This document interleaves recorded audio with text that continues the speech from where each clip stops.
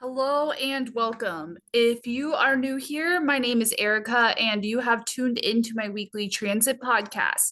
I'm here to help you navigate current energies with a blend of astrology, human design, gene keys, and cards. This is your space for a general collective reading. Remember to take what resonates and leave the rest behind. Before every reading, I connect in with spirit, the universe, or source, whatever you want to call it, and I set the intention to only receive and say what is in and of the highest love and highest light. My mission is to guide people towards self-discovery and empowerment. So if you would like a private reading where together we will tap into your highest potential, overcome obstacles, and embrace authenticity in every aspect of your life, then click the link in the description box below. Without further ado, let's go ahead and dive in. So we are looking at the week of Monday, May 13th through Sunday, May 19th. And remember, again, we're not doing this like on a day-by-day basis. I'm actually just kind of looking at the chart throughout the week ahead, and I'm noticing the big shifts and changes that I see. I'm jotting the notes of that down. I'm giving you that information, especially whatever comes through, right? So that's kind of the style of this week's, or just every week's podcast. So today, Monday, the sun in Taurus is moving into its conjunction with Uranus. And this is still in the gate 23. And I want to actually pull my chart up while I do this. So yes, gate 23. And remember, gate 23 is in the throat chakra. But before we get into the throat gate here, let's talk about Sun and Uranus combined, right? So Sun amplifies, lights up, shines a light on the planet that it is making its conjunction to. In this case, we have Uranus, and Uranus is the planet of innovation, change, progress, forward momentum, future thinking, unexpected changes, wild card kind of energy, uniqueness, where you're kind of like eccentric, it rules Aquarius, so it's like a little bit of that originality flair to it. So all of this is being lit up at this moment. This also means that we are more capable of seeing those energies within ourselves right now. And in gate 23, this is the gate of transmission. It's all about how to take your inner voice, these inner insights that you might have, how to take them and communicate them in a way that makes sense, in a way that actually triggers some progress, right? So like, let's say that you have an insight that you want to share. You can either share it in a way where it falls on deaf ears, right? Like no one listens to this, or like maybe it just came out the wrong way, like you miscommunicated it, or maybe you haven't found the right words to say it yet. Like that's all kind of the energy of this. So it's like how you can simplify these insights that you're having, how you can better communicate them, how you can better manifest them. This is also a projected gate, so part of its strategy is to wait to be invited. And the reason why is because if you're kind of like forcing an insight on someone, it does usually fall upon deaf ears, right? Like that is an example of when communication just doesn't hit, as to where if you're invited to share your insight. Have you ever noticed that? Like I feel like that's actually why I struggle to do this podcast sometimes all by myself, because when I'm communicating with another person and they're saying things and they're asking me things, it's easier to like pull these things out of myself, right? But like it is a little awkward or challenging at times to just like talk to myself, right? So just keeping that in mind, that is being like, I guess maybe one thing I could say with this too is like, if you have had a lot of ideas or insights, like this could be a time where you can get innovative with how to communicate those ideas. We also have Venus sextile Saturn. Venus in Taurus, where it loves to be. We are like really going through a time period where it's very Venusian energy, you know, and this is like getting back in the moment, being more mindful, noticing your surroundings. Like, how can you create a more pleasurable experience to the senses? And the sextile to Saturn in the gate of having grace, I think that the more that we stay in the moment, the more we honestly do have grace for life. And with the planet Saturn, it's like having kind of seeing that Venusian energy in our responsibilities, right? And the things that maybe it's like you have to change your perspective about what hard work looks like to you. Um because you know, maybe it's like about romanticizing the mundane, and it's about enjoying the all of these like little taken for granted things that help you towards your manifestations, help you towards your goals. You know, like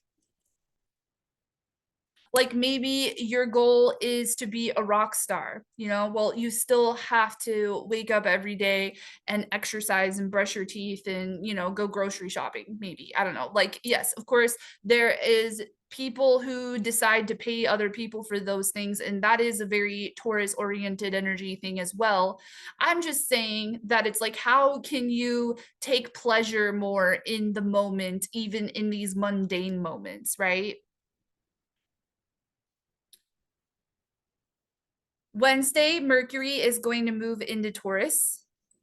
This is going to be an interesting shift because Mercury has been in Aries for a very long time, because that's where it retrograded. So, Mercury, like the way we communicate, has been very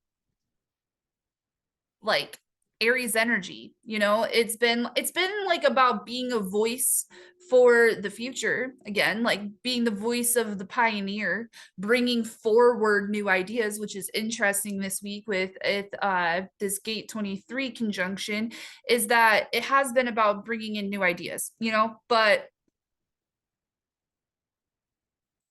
it's also been like agitating. You know, it's been having you maybe notice your triggers, notice when you're kind of like unconsciously flying off the handle, like maybe you're saying things before you've really thought it out, or you're saying things before you've listened to your inner voice, you know. Those could have all been things that have been popping up. So with this transit moving into Taurus, our communication might slow down and become more mundane, right? Like maybe even becoming a little bit more defensive of like all of this that we're kind of like seeing in these Taurus energies of like what we value and how we want to stay in the moment and how we want to romanticize our lives and how we want to reach our goals and what goals are really worth reaching in the first place. Like while we're kind of like observing all of that, Mercury is going to move in and have us able to defend that, you know, like kind of maybe lay some boundaries around these values.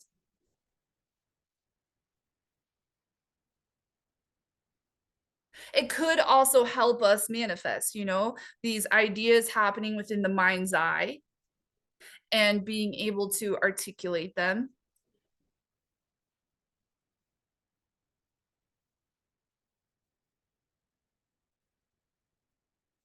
Yeah, I think that that's all I've got for that transit.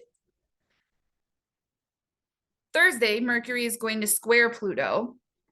So, you know, just as it moves into Taurus, we're going to have this fixed square. Remember, all modalities square each other. So, fixed squares fixed. And so, Pluto, being honestly a fixed planet as well in the sign of Aquarius, and then square Mercury and Taurus. This gives me just very stubborn energy in general, like stubborn about, and like remember, Pluto is in the gate of fantasy right now. So, like, stubborn about your dreams, stubborn about the transformational process that you are needing to go through in order to actually do, like, to get out of that realm of fantasy and into the physical world, right? Because that is Taurus, that's Taurus. It wants to bring its manifestations into the physical. And Pluto wants to transform, and Aquarius wants, what's best for humanity, what's best for the future. Aquarius wants community. Aquarius wants to pour its wisdom back out there into the world, you know?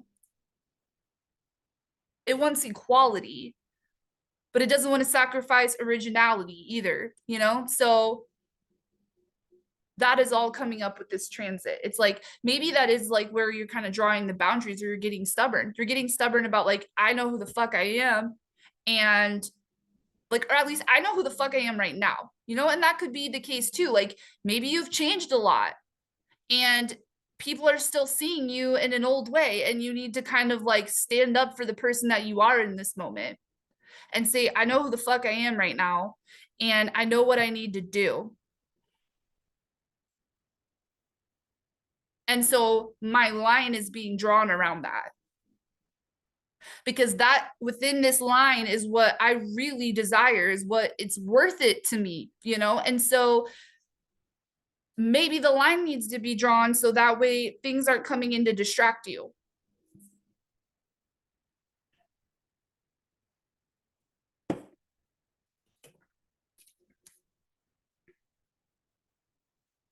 Friday, the sun is going to conjunct Jupiter. So it's moving off of its Uranus conjunction, and then it's moving into its Jupiter conjunction. I really love this because I always see the sun as already expanding, shining light. And then Jupiter is also a very expansive, abundant, zoom way out, all encompassing type of planet. And this particular conjunction, when Jupiter is going to be in the 8th gate, gate 8, which is the gate of fulfillment, also the gate of style. And in the Gene Keys book, it is the shadow of mediocrity. And I believe it is, yep, the gift of style and the city of exquisiteness. And so I'm telling you guys this because I think that we're going to have this sun conjunction and Venus conjunct Uranus. And so I see this as being like a really just, I don't know, like abundant good luck, another good like transit that we have going on. I'm going to pull this up on my phone real quick.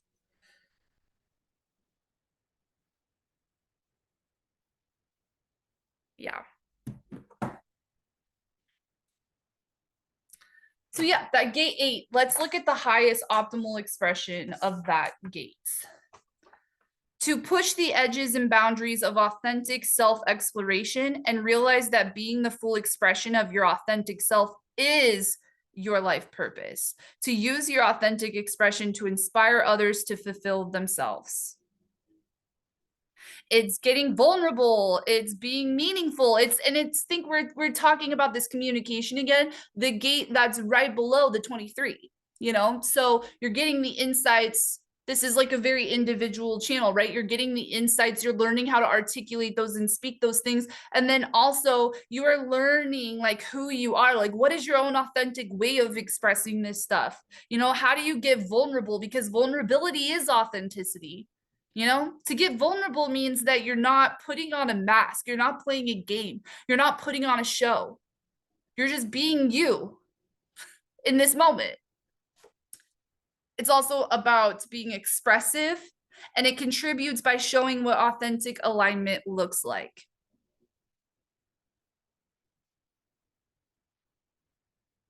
I'm going to read the affirmation for this one as well. I am devoted to the full expression of who I am.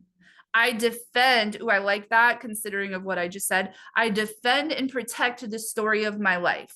I know that when I am expressing myself without hesitation or limitation, I am the contribution that I am here to give the world. Being myself is my life purpose, and my direction flows from my authentic alignment. I freaking love that.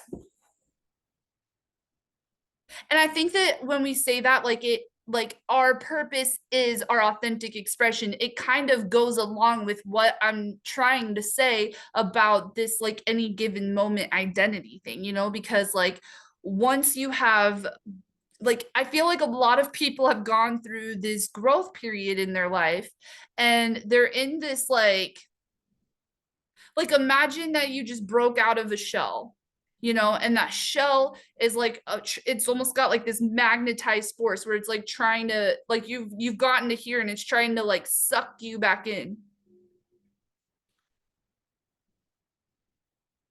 to old versions of you, or old ways that people have seen you, or maybe just old ways that you used to identify with people, places, things, yourself, you know, all of that. So it's like, who are you right now in this given moment?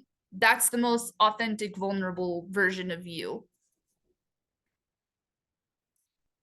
That version that has overcome things, that knows a lot, that has the experience, that wants to have the experience, that's curious, you know, that you, that owns up to the mistakes you've made, but you don't let it define you, you know, that you, that wears what you want to wear, regardless of what other people's opinion is, that follows your dreams, even if everybody that you used to surround yourself with would think that's silly and stupid or wouldn't understand, you know?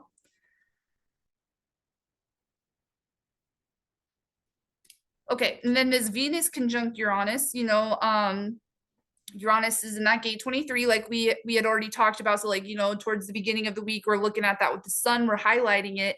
And then by the time we get to Friday, we're getting that Venusian blessing on that particular planet again. So then this is like getting innovative about your values, getting innovative about your manifestations, getting innovative about how to stay in the moment. Maybe you are really figuring out, like, you're getting innovative and figuring out how to form your schedule in a way that helps you stay in the moment. Maybe you're getting innovative about how to cut out distractions in your home or how to cut out distractions at work. Maybe you're you know, seeing these missing pieces to get to your goal. Maybe you're seeing the first step.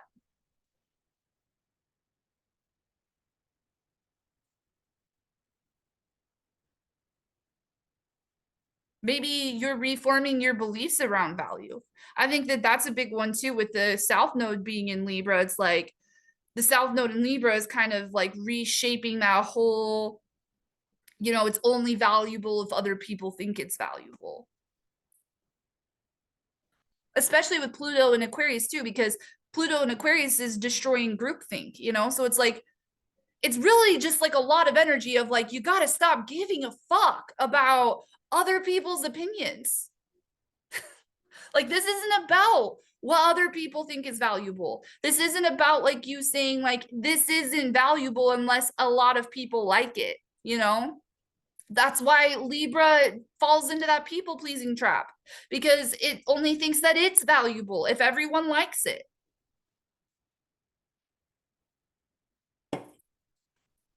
But it ain't about that anymore.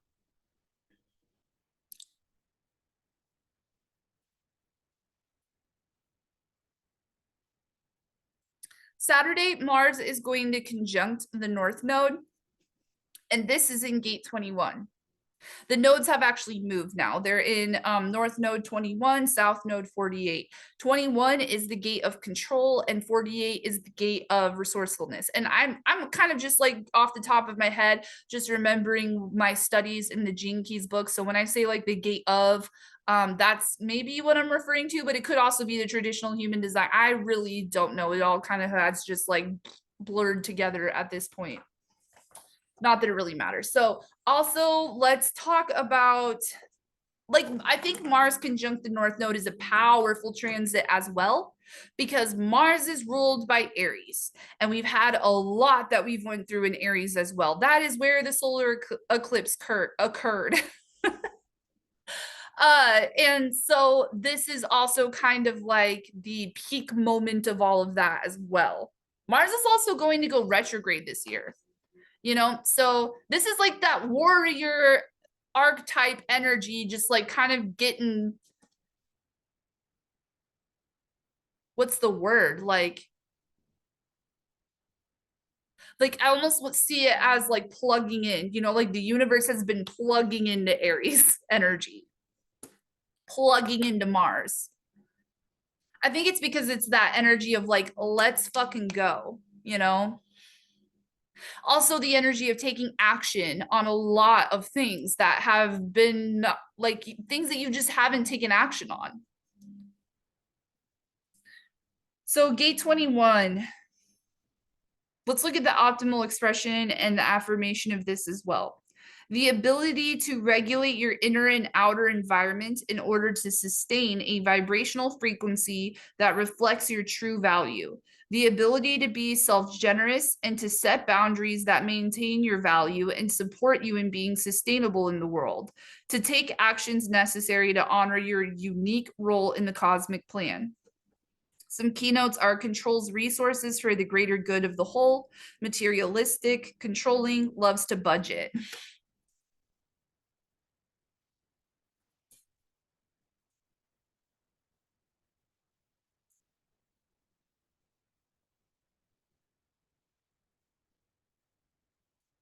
And I if I remember right too, I'm gonna pull this up. The shadow is control. So that control energy is more of the shadow aspect of this. And remember, not looking at control as necessarily a bad thing per se, but if you could ask yourself where you're trying to control things in your life, maybe that's just something that you could get a little bit more introspective about, something you could question, something you could get a little curious about. Maybe you could ask yourself if you exerting energy trying to control this certain situation, if that's really doing you any good. Let's think about back to that value. Do you value your time? Are you wasting your time trying to control something that's out of your control? And that's where we sustain that vibrational frequency, right? Because if we're trying to control everything, then we start to drain ourselves and deplete ourselves. We deplete ourselves of our own authority too. That's when we kind of like get desperate, and this could also be like people trying to kind of like, if they feel them losing their grip of control, trying to get very manipulative and desperate. And again, when you blend in that Aries energy that it is, it can get explosive, it can get scary, it can, this could be the person that's volatile in a way. So the optimal expression, is to maintain that frequency. The gift of this particular gene key is authority. It's not about controlling everything, it's about being the authority over your value. This is like, you're unique, like it said, your unique role in the cosmic plan. How do you become the authority of that? Stop trying to force this against the force of the world, and instead like let it come to you. Be the authority. Okay, I'm going to read the quote for this one in the Gene Keys website as well. Ultimately, this city will be needed by all travelers into the beyond, because it takes valor, so this city is valor, to die with an open heart, to give up our identity, our attachments, our body, and merge into the limitless light. Requires the exquisite cocktail of courage and love. Now that's the more acidic frequency of just like a state of existing, a spiritually awakened kind of state. But the gift here is to, trust in yourself, trust that you're supported. Okay, the affirmation is, I am worthy of claiming, protecting, and defending my rightful place in the world. I create an inner and outer environment that is self-generous, and I regulate my environment to sustain a high frequency of alignment with my true value. I know that I am irreplaceable and precious, and a precious part of the cosmic plan, and I create my life to reflect the importance of my right place in the world. This is interesting too, because it's like when you value yourself, you value your time, you value your schedule, you value your home, you value your friends, you value your work. It all starts with just valuing yourself. And knowing that your purpose is to just be you. to just show up in the world authentically and vulnerably. I don't know if I said that right. The South Node, the gate of resourcefulness. Let's look into that a bit too.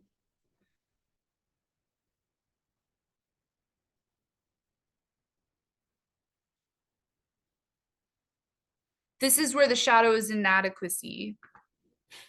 And the gift is resourcefulness, and the city is wisdom. To read this quote here, wisdom lies between the words behind the concepts. It's older than the mind. It may be reached through the mind, like sunlight through a prism, but it doesn't attach itself anywhere. It emerges spontaneously right from the heart of creation. Wisdom is alive. Okay, so I love this because it's like if you think of that inner world again as like this well that you can tap into for information, and you see yourself as worthy of that, you know, because that's the thing too. Like a lot of the times when we don't have that self-worth, we're always seeking answers outside of ourselves. We're always asking everyone else for their opinion or to make decisions for us, because we don't value ourselves and trust that we're worthy enough to receive our own divine guidance and insight.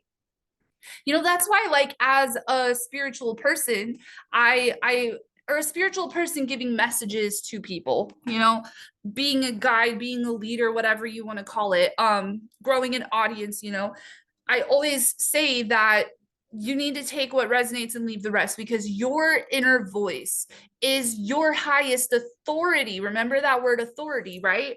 You are worthy to have your own insight and make your own decisions. Like, you are divinely held and supported. You're playing your part in this world by just showing up and being yourself. And if you just show up and be yourself, then you are going to have everything that you need, you know? Have everything that you need within you.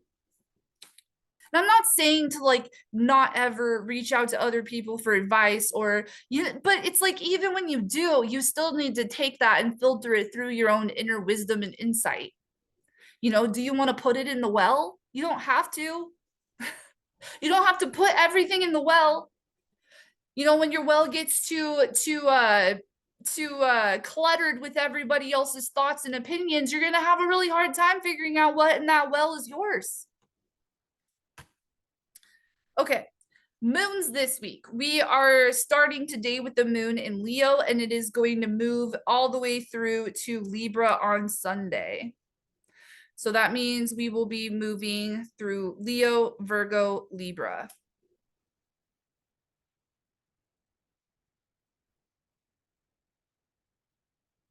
Leo is in the quarter of civilization, and Libra is in the quarter of relationship. So also think with Leo moon, that's opposing the stuff in Aquarius, that's opposing Pluto in Aquarius.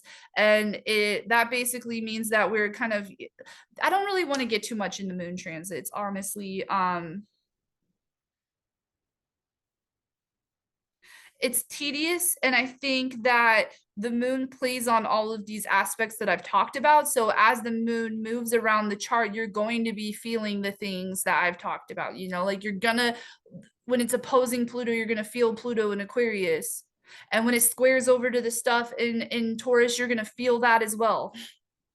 You're gonna feel that tug and pull and that friction. When it moves into Virgo, you're going to feel that tug and pull friction to Saturn in Pisces and Neptune in Pisces. You're going to be at that point, you know, working on how to embody these spiritual insights.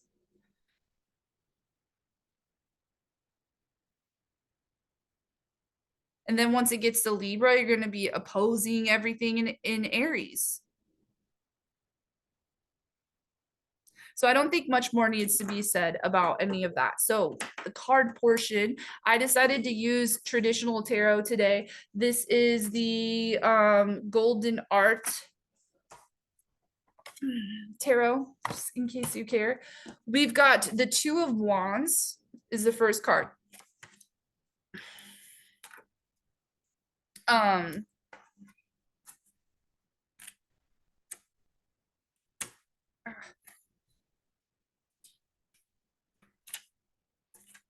Okay, so yeah, the Two of Wands, the High Priestess, and the Three of Swords. So what is kind of coming out to me with this is the two of wands, you know, this guy, he's in his like castle or his house or whatever, wherever he lives. And he has like this one wand here where he lives. This is like what he has already done. This is like all of the projects that he's already worked on and completed. And he's kind of looking out at the world and holding this other wand. And I see this as like a card of like ready for the next thing, you know, like you're ready to kind of do the next thing or get into the next thing. But I also see it as like how you can use what you already know, kind of like that resourcefulness thing again, like how you can use what you already know, what you've already done, what's in your past, how you can use that experience to kind of create a new experience to, again, it's like kind of creative energy. It's like how you can take what you already have and reorganize it into something new. It's also like your own unique place out there in the world. Like maybe you have just not been sharing yourself or not opening up. And now you're looking like, how can I bring this to the world? How can I bring this idea to the world? And then the high priestess, you know, she is the balance between dark and light, and she is intuitive. And she is all about seeing and having this insightful perspective about duality and kind of seeing this like middle place between these dual things. And the warning here is to like not go to extremes. And maybe that kind of plays into the group think too, right? Because if you're thinking about how to bring your idea out there into the world, one way that you could, like, you know, people that just like look out there in the world and they just really long for and desire that connection, that community, sometimes they can adopt these extremist mindsets to fit into certain, like, I don't know if you guys have noticed around you, but like the energies have been pulling people into these extremes.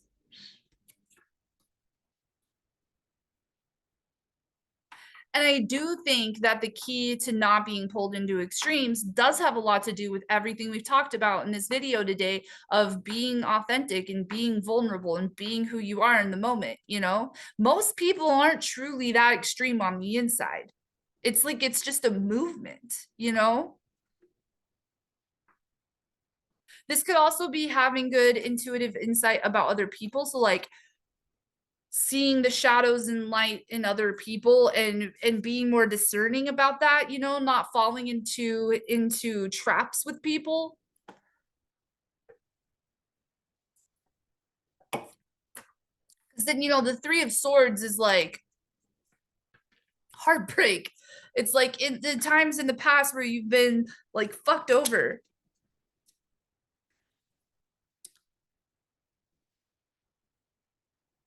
It's like acknowledging your hurt too and sitting with it. Because maybe you can really sit with the fact that a lot of your own wounding, a lot of the times that you've been hurt in the past, create your shadow, create your difficulty in showing up authentically in the world. And you can't, you know, if you keep repressing that or trying to ignore it, you're never going to get through it, you know? So you have to really accept, like, hey, I might be doing these things or I might be sabotaging my life because of these triggers from the past, you know, the ways in which I've been hurt. And maybe I never really gave myself the grace, right? Saturn, I never really gave myself the grace or the space or the time to really feel that emotion, to feel that hurt, to feel that pain, to feel that grief.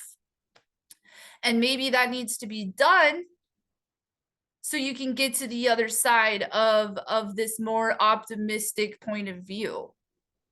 Because, you know, if we're trying to manifest and materialize things but we're still really pessimistic about everything that we've been through and all the times where it hasn't worked out, we're going to be missing all the things, all the resourcefulness, right? We're going to be missing all the things within ourselves and outside of ourselves that we need to make those dreams come true, because we're too focused on our or we're maybe it's not even that we're too focused on our heartbreak, but that our heartbreak is fucking us up in a very subconscious way and it's distracting us. There we go. It's distracting us from the focus that we need to be more intuitive, to bring our idea out there into the world, bring who we are out there into the world. So yeah, that's it for me. From me today. I hope that this was valuable. If you found this to be valuable and you found this to be insightful, please consider supporting this video, this page, the work that I do by liking, sharing, subscribing, leaving feedback, giving me a comment, referring people to me for my services, or even just checking those out and giving me feedback on that. It would be greatly appreciated. As for anything upcoming, as always, check out the Awaken the Witch Facebook page and stay up to date on that. It's getting really cool and exciting. New moon workshops coming up, and that's it. That's all I'm going to announce today. So thank you guys. Thank you.